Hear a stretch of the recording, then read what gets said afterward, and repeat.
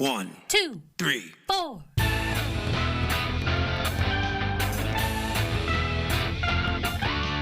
Monster movie. Fun time, go! Monster movie. Fun time, go. Monster. Movie. Fun time. Go! Monster movie. Fun time, go. With Precious D and Honeybee. Fun time, go!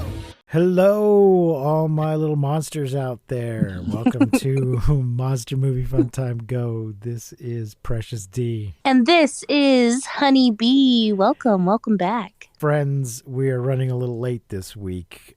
Oof. Honeybee had to help a friend with an unexpected and unfortunate family matter, but she has called in just getting off the road to record because she loves our tens of listeners spread across the globe so much that we wanted to get this week's episode out for you. Yes, I love you. I love all of you guys. Thank you so much for joining us. And thank you so much for your patience. Honeybee, today's movie is The Giant Behemoth. The Giant Behemoth. From 1959. Black and white. 71 minutes. Directed by Eugene Lurie and Douglas Hickox. Starring Gene Evans as Steve Carnes and Andre Morell as Professor James Bickford. I don't have a budget. I don't have a box office. The monster is a Paleosaurus. I didn't write down his size, but I know it's somewhere in my notes here. So I got you. It is 150 to 200 feet long and 70 feet tall. All right. KillWiki says there's 33 deaths, including the giant behemoth. But really? That must just be on-screen deaths, because at one point the news says that 36 people are dead and many wounded. Yeah, I was going to say this. I thought this movie's death count was going to be outrageous. Yeah. So it's possibly as high as 69 deaths if 36 of them happened off screen, or if part of that 36 is also part of this 33. Don't know. But 69 deaths. Nice. Nice. Hell yeah, brother. I was going to give it a racism factor of 0.75. Okay. Because we do see that non-white people exist. Yeah, are you talking about the guy in the turban? Yes. The one guy in the turban? I knew it. They do acknowledge that non-white people exist. However, he has no lines, and they misspell the name of his university. So I think that might bump it back up to a 1. Yeah, I think you might be right about that. Well, I don't know. I mean, okay, they are trying. I did see some lady scientists, some lady workers in the movie, but they were very in the background in this movie. Mm-hmm. So I don't know about the sexism factor, because that was really isn't much ladies going on in this movie. This movie's a little bit of a sausage fest. Yeah, the one woman that has any sort of lines, her main role is to be a daughter and a girlfriend. So that's not great. This is a British production, although we have to have an American in it. Steve Carnes is our American. Who's kind of the lead. He and Professor Bickford are sort of co-leads. It's mostly about Carnes. Yeah, totally. And we don't really get a Philo exactly in this one. Yeah, not really. Maybe for a second, but not really. Not a full Philo. We'll get to the whole thing in a second here, but there's some people who are in the beginning and then they just go away. They don't drag them. They don't drag them all over the British Isles just because they were there in the beginning. Whereas Carnes, he actually specializes in what the movie's about, so he should be going around dealing with all this stuff. Right. So I thought that was interesting that we did not get a proper Philo in this. Did you recognize a name in the opening credits? I didn't. In the opening credits? I mean, I wasn't paying too much attention to the credits, really. It's kind of buried. So let's get into the... I do want to mention that Lurie, whose name I did not recognize, he directed Beast from 20,000 Fathoms. Oh, that's so funny because I actually wrote that this movie reminded me of that movie a Yes. lot. Well, Yeah. according to the Wikipedia, it was originally supposed to be about a kind of amorphous radioactive blob, but the distributor insisted that he wanted something more like Beast from 20,000 Fathoms. So You, they did you the had a dinosaur in exact. that other movie, put one in this one. People like the dinosaurs. So, yeah, it's very, very Yeah, similar in wow, parts. that's funny. Yeah, Yeah. it really is. And Luray, I think that there's a little accent over the E, so I guess it's Luray. He also directed Gorgo, which we will be getting to in a few episodes. Pretty soon. Yeah. But the name I was talking about was Willis O'Brien. Oh, what? I did not see that. Well, the thing is, under effects in the opening credits, he is listed 4th out of 5 names in the credits. And I was like, what? Oh, what? What? How dare you? How very dare you? Boo. Boo those credits. So we start with an ocean and dark skies and the credits, and some narrator says, "And the Lord said, Behold, man, the Behemoth." And we get these credits, and under effects, Jack Robin, Irving Block, Louis DeWitt, Willis O'Brien, and Pete Peterson, who I looked him up, worked with Willis on Mighty Joe Young and The Black Scorpion. Okay. So we have seen his work before. We just didn't notice his name before. Yeah. How we didn't notice Pete Peterson. Like, really, Mom, Dad, you couldn't have put a little bit more thought into my name. Thanks. Peter Peterson. Yep. So then we get atomic bomb stock footage, and it turns out we're already watching a film presentation Yes. as the movie starts. Film presentation right off the bat. Yes, there's some guys in radiation suits walking around with Geiger counters, and then we pull back to reveal a bunch of white guys and one guy in a turban who, after some research, I determined is meant to be Indian.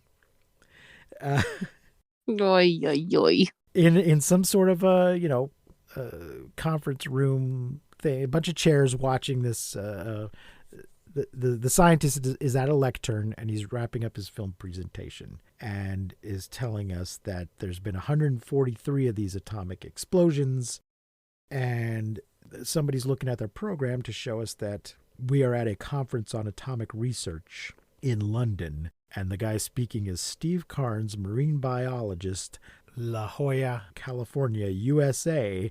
And then I paused it so I could see who the one non-white guy was. He is Sen Gupta from Agatala University, Bengal. I don't know what they mean by Bengal. And there's no Agatala University, but there is a Agartala University. Oh, So I'm like, you bastards. You couldn't even. you bastards. Good try, but not quite. Yeah. You didn't quite hit the mark there. But I think also he is just a quick visual shorthand to let us know that this is an international gathering. Because you can't tell just by looking at a bunch of white guys that one of them's from France and one of them's from Germany and one's from Sweden. Right. So you throw one turban right. guy in there, and that tells us it's an international gathering. So Carnes is telling us about atomic waste in the ocean and Operation Crossroads, and talks about the Bikini Atoll and how the plankton, there's not an even dispersal of the radiation, but it seems to concentrate in plankton and fish and birds that are becoming increasingly radioactive.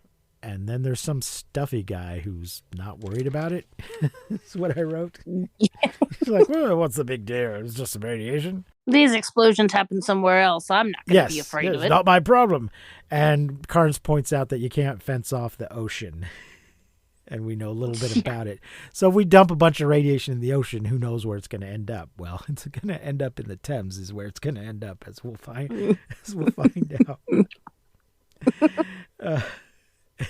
He says, "Who can tell when this whatever it is will rise to the surface and strike back at us?" And then we cut to someplace in Cornwall. It turns out where we Change. get to see how it's going to strike back at us. There's a small boat coming ashore with fish in it, and there's like a father-daughter. I wrote father-daughter ? And then after that I wrote yes, because it gets confirmed in a moment that they are father and daughter. Their daughter's going to take one of the fish to cook while dad plans to take the rest into town. So she exits, and then there is a noise and a sort of a beeping, a kind of boop, boop, boop, boop, boop, boop, and lights and some concentric circles, and the father screams.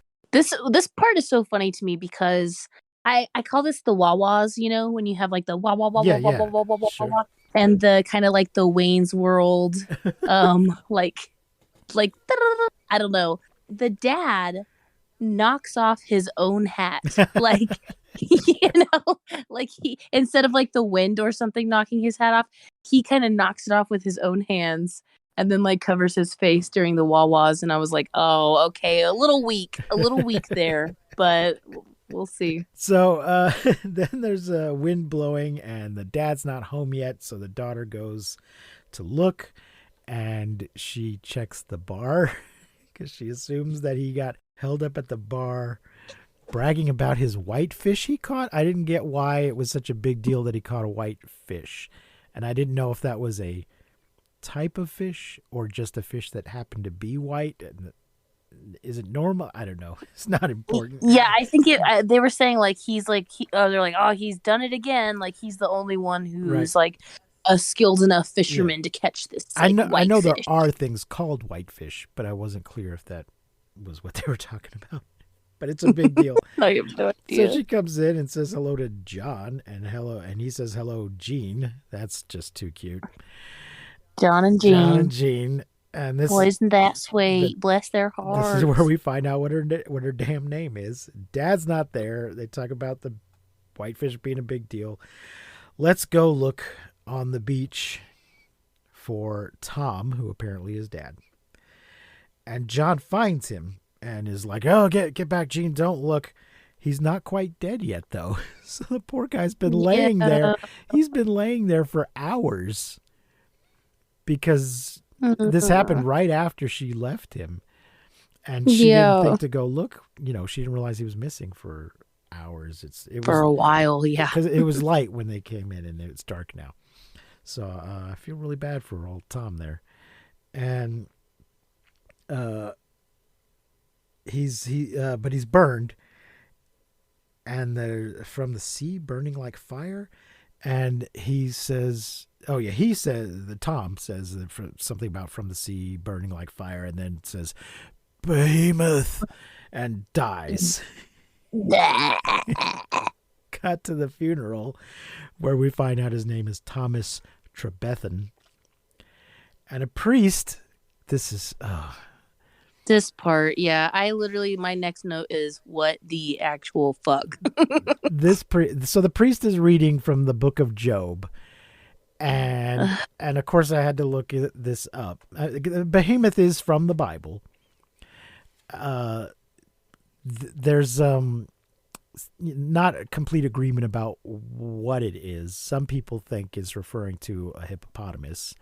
Some people think it's just some made up thing, and some people think it's a primordial chaos monster created by God at the beginning of time, depending on how literally you want to interpret your Bible. But he starts off reading actual Bible words from the book of Job, chapter 40, verses 15 through 24. He starts off with, "Behold now the behemoth, which I made with thee. He moveth his tail like a cedar, out of his mouth go burning lamps, and sparks of fire go out from the behemoth. He maketh the oceans to boil like a pot. His breath kindleth coals, and a flame goeth out of his mouth." Everything after his tail like cedar is made up nonsense for this movie. the Bible doesn't say anything about him being a dragon. That's Yeah, or a sea dragon. yes, or an atomic monster. There's no fire breathing. There's no coals in his mouth or lamps in his eyes or any of that shit in the Bible. I won't read the whole Bible thing for you. You're free to go look it up yourself. But the description in the Bible does seem like that could be a hippopotamus. What they're talking about, the eating grass and being in the river and stuff like that. Oh, interesting. Yeah. So yeah, but apart from this made up breathing fire nonsense, I'm also like, why is he reading this at a funeral? Yeah. Normally at a funeral, you'd be reading, the Lord is my shepherd or something about heaven or something. But this priest apparently was like, oh, he said Behemoth before he died? There's a passage about that in the Bible. I'll read that. Like, is this his normal procedure? Oh, how did your loved one pass? Oh, they burned to death in a house fire. There's something in the Bible about a fire. Let me see. They were hit by a car? Nothing in the Bible about being hit by a car, but maybe I can. There's got to be something about getting crushed in there somewhere. It's just it was no reason to be reading this passage other than that is the title of the movie. Yeah, it's pretty awkward. Yeah. So, Jean, after the funeral, Jean does not want to go home yet. Let's go for a walk. And she and John find thousands of dead fish on the shore and some white foam that John then really awkwardly touches with the back of his hand. It's just so bizarre. He sort of reaches out to touch it, and then it's almost like the foam forces his hand to flip over and touch it with the back of his hand. Yeah, it's super weird. He says, "What's this stuff?" And then it almost looks like his hand goes into like stop animation, and touches the back of this weird shiny white bubble stuff. I also wrote that John instantly touches it like a dumbass and gets burned. We cut to London, and Carnes at a hotel checks on his tickets and turns on the exposition channel on the television. Like you do. Yep, where the presenter kindly informs us about Cornwall and dead fish and from Low reports of a sea monster. Of the Loch Ness variety. Yes. So Carnes tells the concierge to cancel my reservations. And he goes to tell Professor James Bickford that a man has died of symptoms that sound like those in Hiroshima. And the professor thinks, it could be acid. Because that happens when you're out fishing, right? But they agree to go check it out. Check it out. At Lou, Carnes and the professor ask for Dr. Morris. And they arrive in a boat, and there's a bunch of dudes standing around. And these dudes were super weird. They just seem like it's such a shitty attitude. Like, I didn't understand what was happening here. Why they were all just so odd. I guess they don't like outsiders, like anybody in I guess all so. little I was fishing village people have a belligerent attitude to outsiders. I'm like, what are they trying to portray here? Why is everyone in such a shitty mood? Yeah, weird. But they meet John, whose hand is bandaged up now, and I think it's in a sling. And they explain they're from the Atomic Energy Commission, here to do tests. The locals are pissed. That's why their attitude is their livelihood is ruined by because it's the fishing season. Because of the fish. They're just in a bad mood because all the fish are dead. And that's how they make a living. Right, yeah. right. And it's not okay to just pick up dead fish off the shore and sell them because you don't know what killed them. Why they're dead. If you catch them in a net and kill them that way, that's okay. But if they're already dead, not okay. Right. Which is, I mean, I'm not making fun of that. That's, yeah, you have no idea what killed them. In this case, it's radiation from a Paleosaurus.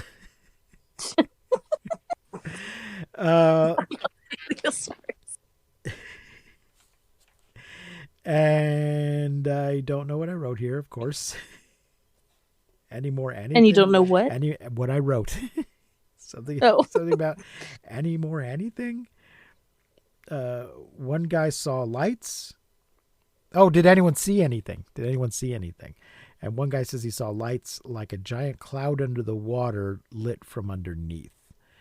And then John offers to take them to see the doctor.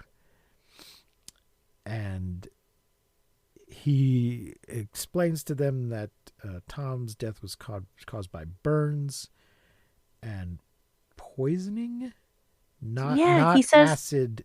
Not an acid like a jellyfish.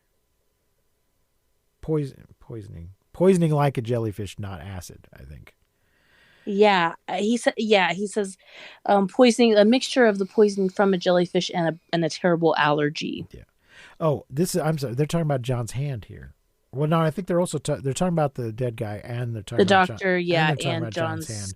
So they asked to right. see his hand, and his burns remind them of tests in the Pacific. The lab in London. So they, I guess they've both seen these burns from atomic tests or something. So they better send him to the clinic in London. And John explains to them how he just touched some foam on the beach like a dumbass. He's like, it was shiny. Yeah, it looked like jellyfish. It looked like jellyfish shine, and he could show them the cove where it happened. And at the cove, they're testing for radiation. They got their little Geiger counter out, and there's nothing. There's no radiation there. And he's like, shows the exact spot. They scan it. No radiation. It's just faded for some reason. Carnes asked John if father was alive. Mm-hmm. Asks Jean. Asks Jean if her father was alive, and she tells him that he said Behemoth. And from the Bible. Back at the doctor's, the professor's packing up, and Carnes wants samples taken from all along the coast. Something came out of the ocean and went back in. So we cut. This is the first time this really happens in the movie too, but this happens throughout the movie, is that like someone will say something and then we hear like a little of music of some sort. Which I love, it's kind of like it's a little different every time, but someone will say a word and then it's like music. Once again. And then it just stops. Once again, I did not notice that. That's so funny. You're all over the music and I just let it, I don't know. I don't pay attention. I should pay more attention to the music. So then we cut to a lab where they've now received 72 samples. And they're waiting for a sample from the Hebrides. And they talk about how the tests work. And we meet a guy named Ned Lee.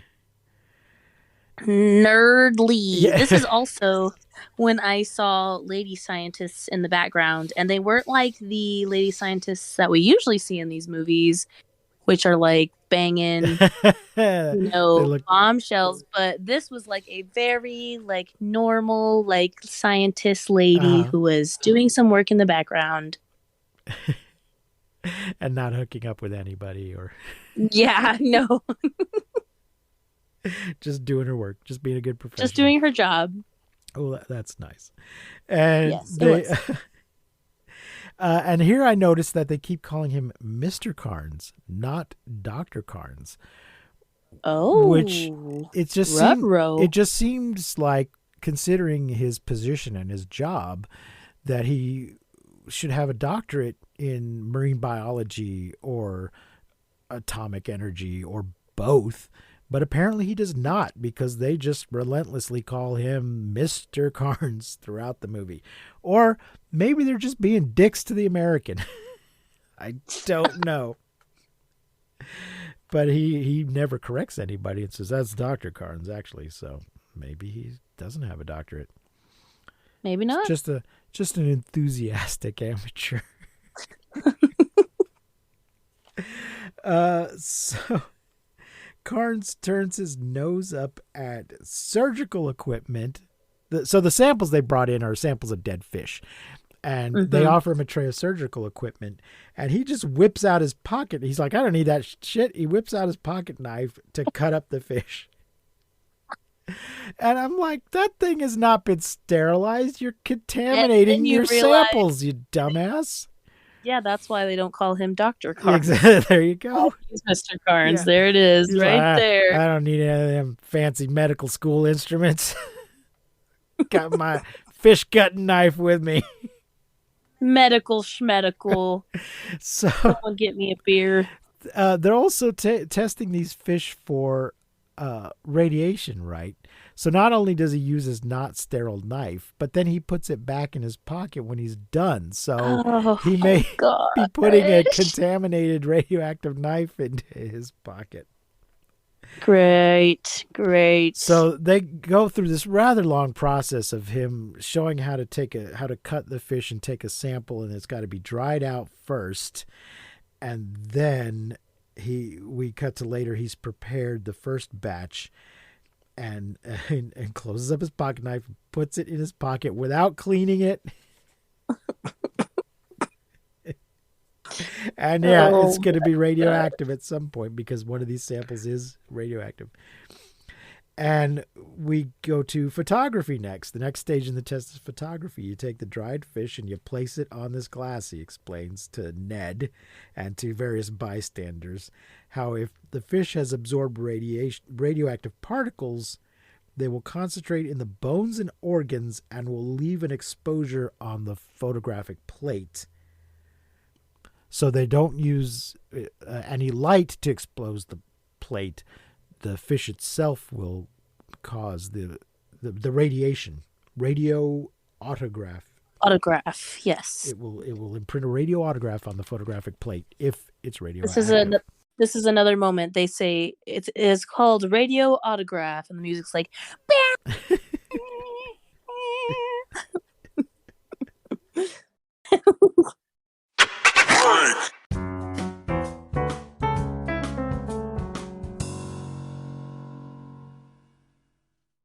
Later, the first few plates are ready. Plate 1, plate 2, and then plate 3 looks weird. Could I don't know what I wrote. So they turn off the light. Something in the film. Yeah. Yes. Could be light. Could be some light leaked in. So they turn off the light, and one of the samples is glowing right there in the tray. Which I think if it were that radioactive, I don't know that they would need to have done a test to figure that out. But then they use a microscope. It is sample number 14th from Plymouth that is lit up. There's an enormous concentration of atomic particles. Call the fishing department. Can't let that get through to the market. And they've got to find the cause. State of emergency. And somebody says, could it be a monster? Because Behemoth. We got to track down and destroy it. Get me a boat. I love when he says this. When he says, they're like talking back and forth, and he says, track it down and destroy it. And the camera goes to the other guy's face, and he kind of raises his eyebrows. And then it goes to the first guy's face, and he just makes this really serious face. And then he goes back to the other guy, and he says, okay. But it's just this really weird series of like camera face shots. Uh-huh. Ugh, hilarious. So in the next scene, they have obviously got Carnes a boat because he's on it. And found nothing. Doesn't know what he's looking for. Then they hear over the radio, a ship named Valkyrie is 12 hours overdue. So if you see it, call the Coast Guard. And the captain knows that ship. The captain of the ship they're on knows that ship. And then the Geiger counter starts going off, and at 31 minutes and 44 seconds, we get just a glimpse of the Behemoth. A very cute glimpse, too, of like him just swimming by. Yeah. With his little arms down. And the skipper is perfectly happy to risk getting closer. And the Geiger counter starts going nuts. At full speed, the ship's at full speed. But the Geiger counter suddenly stops. Whatever it was is gone. And the Coast Guard calls and orders Carnes to return to port at once. Watch your snake. Sorry, that was my next note. I watched this movie over the course of a couple of days, and sometimes I watched part of it at work. I have notes from 3 different notebooks that are all together here. Gosh, that's so hilarious. This is where we switched to pages from another notebook. Very nice. And I've tucked into my main notebook. The phone rings. The Department of Fisheries is on the other end and block the ports. I think Bigford tells him to block the ports. To find cause. Go to Plymouth. Track and destroy. Oh, that's the part we already... I think I rewatched part of it. Okay, yeah, here we go. The Valkyrie was found beached. When they get back to the port, the Valkyrie was found beached, and we'll take you there at once. There's no survivors. Radiation? There is radiation. They do find radiation this time, and there was some kind of gigantic impact, and Carnes has got to get back to London. Yeah, I thought this was really weird that they were like, Carnes, we need you. There's this ship. Come look at it. And then he like looks at it for 5 seconds, and he's like, okay, I got to get out of here. Like, what? You came all this way for that? Okay. Right. Couldn't have just sent him some pictures or just described it to him. So back in London, Carnes and Bickford and some Navy admiral meet, and he says it's a marine animal of tremendous size and strength. And somebody says Behemoth theory? This is his Behemoth theory. Radioactive glowing samples contain cells from the stomach wall of an unidentified species. And the admiral is going to organize a search, find the creature, and dispose of it. Ooh. That makes it sound like he's just going to take out the trash or something. You mean kill it? And then NATO spreads the word, and then you would not have recognized this French guy. There's a French guy on the radio. Okay. So that we know it's an international effort that's going on. And we see so they're spreading the word, and one of the people spreading the word is a French guy. And I was like, is that the French guy from Pink Panther? What? And what I meant, and I looked it up, and it was. And what I meant was that in the Pink Panther movies, you've got Peter Sellers, an Englishman playing a Frenchman, and you've got Herbert Lom, also an Englishman playing a Frenchman. But there's a guy, Francois. Francois. In those movies, who seems to be actually French. And that is an actor named André Morin, who is sort of French-British actor. He's probably one parent is French and one's British. So anyway. Wow, that's cool that you recognize it. Yeah. And this is a black and white movie from probably 1959. At least 10 years before the Pink Panther movies were being made in like the 60s and 70s. So, wow, good eye. Thank you. So, and then the next thing I have is a family discovers a dog barking. What's wrong with Toby? Oh, family dinner. Sorry, family dinner. There's some random families having dinner and the dog is barking. And so the two of them get up and get a gun and go to check what's up. And the dog runs off. And the guy sees something and shoots. More wawas. Yeah. Wawas. I wrote down the time because I thought we were about to see it, but we don't. We just hear a noise, roar, It's a little radiation, Little dead. teaser. So yeah, that was 38 minutes 53 seconds. We don't see him. We just see a guy get killed. The police then deliver a picture of a footprint. No one who saw it lives. Oh, yeah. So people have seen this creature, but no one has survived seeing it. That's why I can't believe the kill count was so low, because I feel like there was so many times throughout the movie where more people were killed and then more people, and it seemed like they were groups of people every time.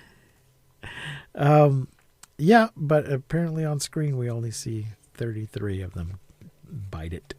That's still a lot, and I feel like in this movie there's a lot of deaths, and everyone is acting really calm, but then in other movies we'll see there's like 3 deaths and everyone is like shitting themselves. Well, that's because it's set in Britain, so they're all very what's dinosaur, you say, radioactive, stiff upper lip, nothing to get into a tizzy about, just carry on, keep calm and carry on, seek shelter in basements.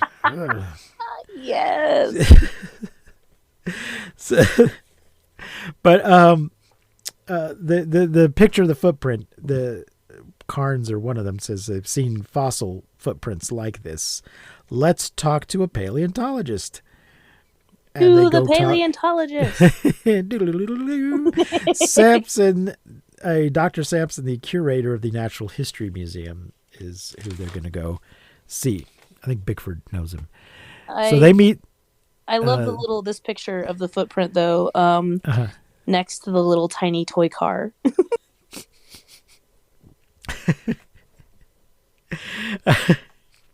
So they go to meet Sampson, and he's like, "Oh, is this a lizard footprint?" And they're like, "Oh, look at the size." And he's like, "Oh, it's a Paleosaurus, 150 to 200 feet." And so he's like, he assumes that it's a picture of a fossil, and he's like, "No, it's not dead." Yeah, he also, right in this part, pulls out our sketches. Yes. Yes. Yep. So he thinks they must be joking, but let's go find it. And but yes, I noticed that we get dinosaur sketches. Yay. So heading towards the Sampson's says it's going to head towards the Thames to die in the shallows. He also says that he's been waiting for this his whole life, and I noticed in this weird monologue that he has about how he's been like waiting for this to happen, that his suit is like 3 times too big. I was like, why is he wearing such an oversized suit? Well, they want him to be the sort of eccentric scientist guy. Yes, he's the goofy eccentric scientist we see in a lot of these. Only he's got a much smaller part than they normally have. Yeah, and a much bigger suit. Yeah. But this is how we indicate that he doesn't care about his appearance. He's not worried about those things. I see. This suit was quite affordable. It's probably his father's suit. No. He inherited it. It's a perfectly functional suit. Why should I? What? Get it tailored? Nah, it's not worth the bother. It was my daddy's. So, have they already mentioned that the radiation is killing the creature? Well, the doctor, so Sampson actually says, it's also electric, and they're like, electric? Don't you mean we're full of radiation? And he's like, what? Electric like an eel, and also radioactive. And he's like, oh no, we'll have to kill it. We'll take some pictures first before you do, please, for me. But yeah, he has this attitude of, I knew it. I always knew there was still living dinosaurs somewhere. They called me bad. But I mean, it's that sort of Jurassic Park thing that everybody, especially someone that spent their lives studying dinosaurs, has just always wanted to see one in Yeah. the flesh, and is secretly believed, maybe never said it out loud, but just secretly believed there's got to be one living somewhere. Someday I'll get to see it. Somewhere. So they take the drawings back to the Admiralty. The electric charge projects the ray. Okay, so they discuss the idea that the electric charge projects the radiation. And the Admiral does not want to close the Thames or evacuate. Not We didn't for do one that. overgrown alligator. Exactly. We didn't even do that at the height of the Blitz. Why would we do it for one, yes, as you said, overgrown alligator? And the Thames is already blocked off by radar. So they take a tour of a radar facility to demonstrate how great their radar is, to let them know if anything unauthorized is coming up the Thames. And we then see that Samson is in a helicopter to take pictures. And they spot the glowing shape under the water. And the copter calls the position into the radar room. And they're getting closer. It's in area H2. The radar can't see it, though. So it turns out their damn radar is useless. Because they're like, what? What do you mean area of H2? The radar's not seeing anything. We're looking right at it. And so, yeah, radar's no good. Planes and ships get deployed. And then we cut to a ferry approaching the dock. And people getting on and off. And the ferry John Ben departs. And I noticed this little girl with a doll. I thought they were showing us her because, she was going to be put in danger and get rescued at the last minute. But no, we don't. It doesn't happen. But her doll is important. It's good that you noticed it because we later see the doll. Oh, do we? Maybe I blinked and missed. Yeah. So it was important that you saw her because later, whenever the ferry sinks, just her doll is like floating eerily in the water. Oh, so they didn't want to show the child actually getting killed. Mm-hmm. But by showing her doll floating, we can assume that she died. Yeah. I must have been writing a note and didn't notice the doll floating. Ooh. So at 50 minutes and 24 seconds, we see a sort of Loch Ness style hump. Water and a snake. Scream. And then at 50 minutes and 35 seconds, we finally get a good look at this shitty dinosaur. He kind of has like dog side eye. You know when your dog kind of side eyes you and you can see the white of its eyes? Mm-hmm. That's what his eyes remind me of. So Willis O'Brien, it seems clear to me, was not in charge of this part of the special effects. Because this part is just awful. I don't want to say puppet because it's not even a puppet. This part is a head and neck that they just sort of wiggle around, but the mouth doesn't move, the eyes don't blink. It's not stop motion. It's just them waving this dinosaur mannequin head around. Yeah, totally. The ferry tries to get away, and I wrote, puppet sinks toy. People are overboard. The Behemoth's mouth doesn't move. There's a guy that is dead and burned. And then newspaper extra, monster attacks. London, 36 dead, 50 missing. Embankments closed. Maybe all of that was on the newspaper, not on the radio or TV. Right. This is where I wrote, this kind of takes me back to Beastie from 20,000 Fathoms. Mm-hmm. Yeah, and it turns out there's a reason for that.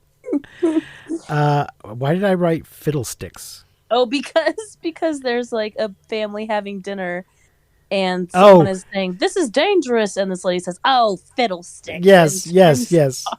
We cut to various people hearing the news, and she's like, that's the fiddlesticks, British for Bullshit. Why did I write down fiddlesticks? Yeah. And David McAvoy, some American reporter for some reason, gives us some exposition on the street that the ministers and police are, and some kind of HQ and armed forces, and Sir Charles Moore, the commissioner, are all meeting at the Port Authority, the Port of London Authority. And we get a bunch of we see inside of the Port Authority a bunch of radio operators, and there's some map work going on. Map work. Closing. Yep. Check that off on your bingo card. Closing bridges at first. First, I don't know. First sight. The next thing I have is the radiation is burning itself out. Okay. I have scientific meeting with military. Yeah, the doctor Carnes is telling him how the monster is basically burning himself out, like killing himself because of the radiation that it's carrying is basically killing it slowly. Yes. The military rolls in to somewhere, little village or something. It doesn't look like London. It looks like a little village. And they take up positions, and they're going around knocking on doors, telling civilians to evacuate. And they're piling up sandbags, and they're loading civilians onto trucks.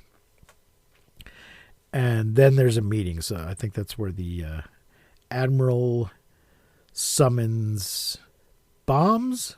Mm-hmm. Professor, you'll just meet a bunch of radioactive chunks. Oh, the professor says if you bomb it, you're just going to make a bunch of radioactive chunks. Right. We don't want that. And then Carnes says it's dying of its own radioactivity. Can we poison it?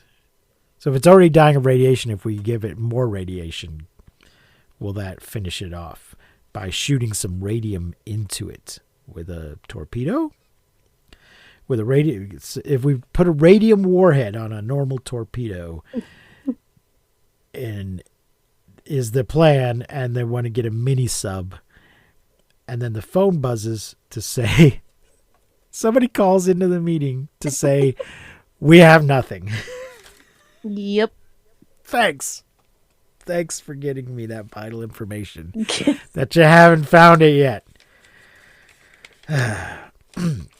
Police are patrolling the city, and then the Behemoth rises from the river, and there's bells and horns and whistles, and police hold people back. And at 1 hour in, we finally see the full monster. He's so buff. So here's where we get some Willis O'Brien work with the stop motion monster coming up out of the river and walking through the streets. Yeah, this looks great. This part looks really great. Basically a sort of brontosaurus-y, apatosaurus shaped thing, but he's got some kind of dorsal plates like a stegosaurus would have. So he's, I tried looking up Paleosaurus, and apparently it's a very broad term that's been applied to a bunch of nonsense with, hey, I found a tooth, I'm going to call it a Paleosaurus, and then it doesn't seem to actually mean anything very specific. Lame. There's some panic in the streets. Panic. And car gets stomped, and we have almost, but not quite a Wilhelm scream. Oh, I read on the Wikipedia, some of these screams, they're not Wilhelms, but they're stock screams from King Kong. Oh. From Willis O'Brien's most famous project. Nice. I wrote Wombhelm scream because it was a woman.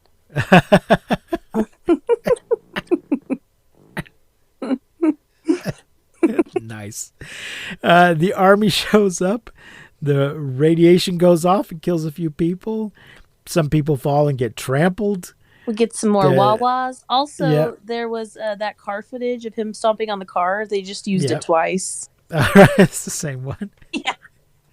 And as always, the army makes with the bang bang, and it doesn't do any good. Bang, bang, bang. The radiation melts some army guys and turns them into a painting. Melt your face off, bitch. But did you notice this? Turns them into a painting? A painting, yeah. When they get melted, it's just a painting. Oh, what? They've painted, the effect is to paint a picture of some melted guys. Oh, no. And photograph that. Oh my god. Not to build any sort of model or miniature or life size, skeleton with stuff melting off it or whatever. Hilarious. It's just a painting. I gotta go back and look at that. Yeah. And the Behemoth knocks a corner off the building and onto some people. And I wrote, "Who was evacuated? Everyone is in town."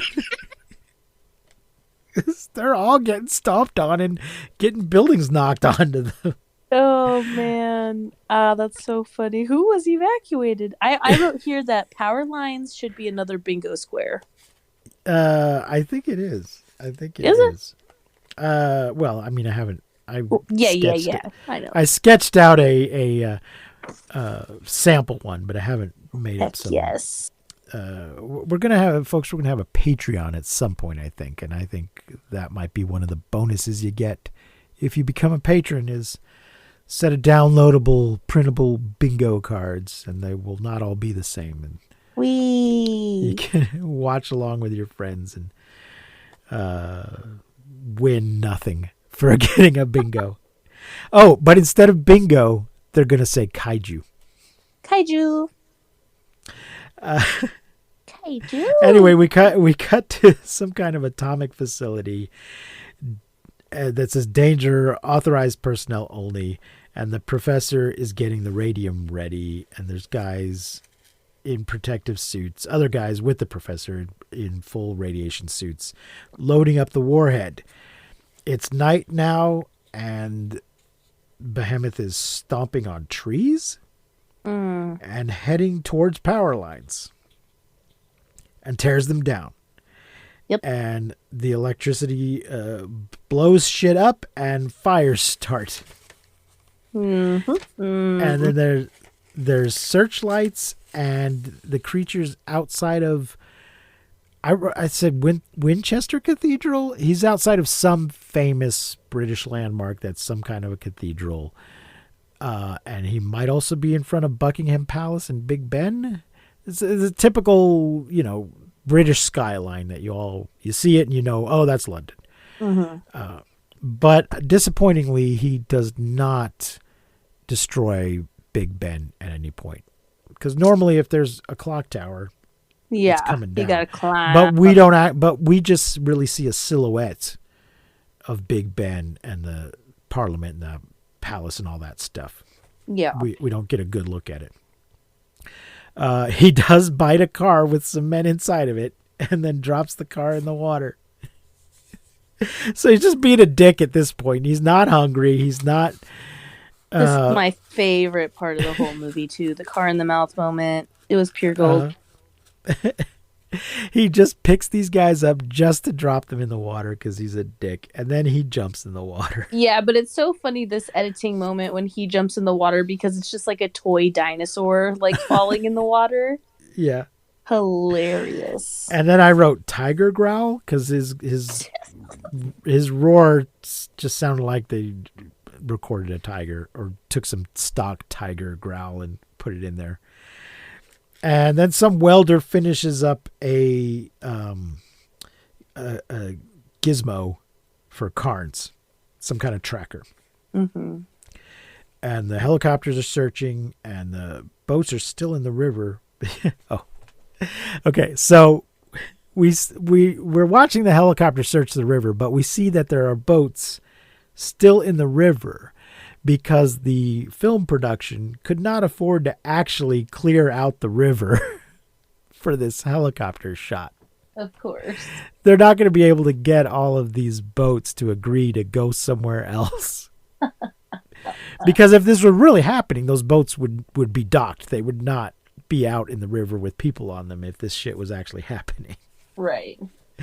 So The target is sighted. Map reference L8R17 reports to Carnes. Carnes gets in the little sub with a little submarine driver, and they cast off. This is just they called it a mini sub. It's a little 2-man submarine. A little twofer.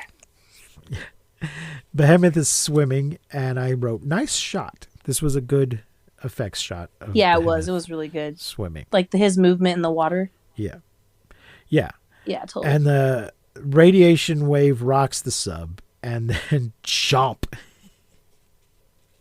The Behemoth bites, and he bites the sub, and it starts shaking, and a leak springs up, and everyone is waiting anxiously while in the sub the leak is getting worse. And then they finally find it. Stand by to fire. Hold it. Fire. And Behemoth kindly, obligingly opens his mouth and takes a torpedo right into the face. Get a load of these torpedoes. He doesn't try to move his head out of the way. He's just like, oh, what's this coming at me? Ah, boom. Water boiling. The water appears to be boiling, and Behemoth rises up and then sinks back down. Behemoth die, everybody cry.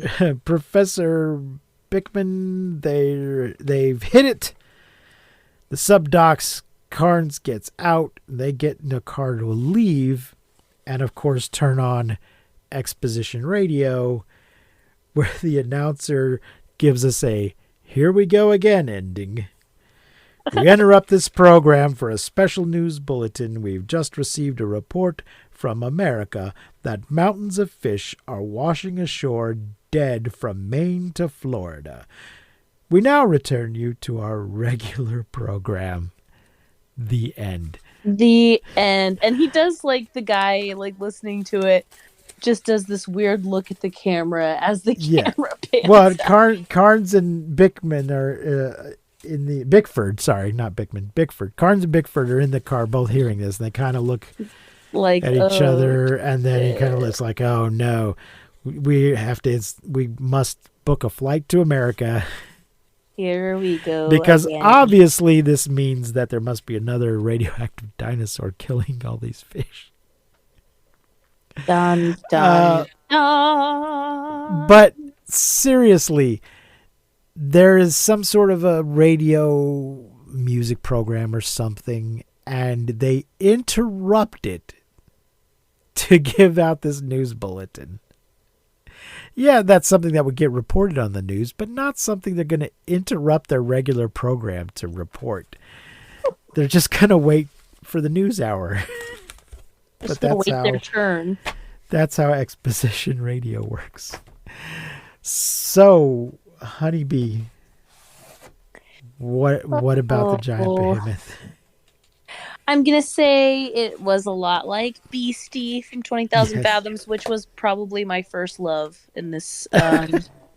And so I did enjoy it. I thought it was good. I thought it was missing some things. Like we didn't really have the lady scientist or any like female lead really. Because once we got through with the daughter, then it was just kind of over. And it was just a bunch of old white dudes running around figuring shit out, which is cool. But it wasn't bad. I thought it was good. I think we're finally getting into movies that feel more normal to me and aren't so like, what the fuck? You know what I mean? What? So I think that it was all right. It wasn't great, but it wasn't bad by any means. I thought there was some good stuff in it. I mean, there's some movies on our list down the road that are going to be a lot of what the fuck is going on here. we're not out of those woods yet. Nice. Godzilla goes through some weird periods. Gamera gets some pretty weird shit going on. Gamera himself is pretty weird shit. So yeah, there's plenty of inexplicable nonsense in our future. Good. Join us for the inexplicable nonsense of our future. Let me see. Hold on a second here. So what are you gonna rate it? I'm gonna say 3 stars. Yeah, I also give it a 3. Yeah. It's fun. next week, so that's a 3 from both of us. Folks, please email us, monstermoviefuntimego@gmail.com, or leave us a message at anchor.fm/mmftg. Tell us what you thought of the movie or the show in general. Next week, we will be discussing the giant Gila monster. Oh. I can't take credit for this joke. I started watching Elvira's presentation of this movie after I'd already watched the another version, and she called it the giant Gila monster. The what? Because the G in Gila, it's spelled Gila monster but pronounced Gila monster, so she was pronouncing giant the same way. She called it the giant Gila monster. Cute. The giant Gila monster is next week, and then Gorgo, that we mentioned previously, will be the week after that. So if you want to watch ahead, giant Gila monster is available on several platforms, like free with ads kind of situation. It's a black and white movie, but there is a colorized version out there, which is what I watched. And anything else to add, Honeybee? I don't think so. Okay, I guess that will wrap it up for this episode. Thanks for joining us, everybody. As I said, please send us messages, help spread the word. We have a loyal but small audience, and we'd like it to grow. So for now, I have been Precious D. And I have been Honeybee. Remember to keep calm and seek shelter in basements. And don't misuse science. We will not see you, but you will hear us next time on Monster Movie Funtime Go. Bye. You've been listening to Monster Movie Funtime Go. If you enjoyed the show, please rate and review us on your podcasting platform of choice. Our theme song is by the Texicano Folk Rock Punk featuring Lita Lopez. You can support the show, find links to our social media, and even leave us a voice message at anchor.fm/mmftg.